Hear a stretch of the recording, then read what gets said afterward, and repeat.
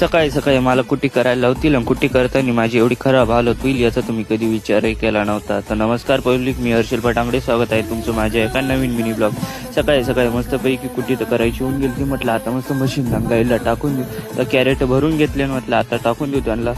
तर कॅरेट तर भरायचे होऊन गेले. तर म्हटलं आता मशीनला टाकून देऊ. म्हशी तर टाकायची सुरुवात करून देऊ. ते टाकायचं आपण टोटल होतं चालतं व मस्तपैकी मग टाकून चुकून घेतलं. म्हटलं आता मका घ्यायला जाऊ, आंघोळ पांघोळ करू मस्तपैकी.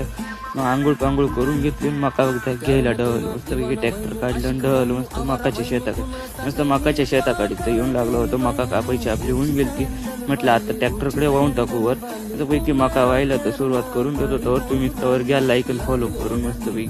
मग काय मस्तपैकी मका भरायची सुरुवात करून दिली. मका तर भरायची होऊन गेली. ती घरी येऊन लागलो तेवढ्यात चेतन म्हणे आपल्याला ती घाण गोळा करायची. असं टिलर जोडून दिलं आणि मस्त घाण गोळा करायला सुरुवात केली.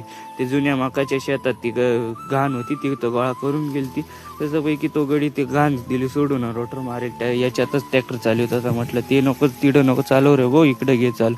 मस्तपैकी तो तर तिकडे चालू होता. मी मस्त सावलीत येऊन बसलो होतो मोठ्या ट्रॅक्टरच्या एवढा खाली. ती त्याचा व्हिडिओ घेत होतो. म्हटलं तिकडं तू चालू देतावर मग ते काम तर आपलं होऊन गेलं. तर म्हटलं आता एवढं शेवटचं वळवणगी मारून मी असं घरी येऊन लागलो. म्हटलं मी घेतो जेवण करून तर तुम्ही चालू द्या तुमचं.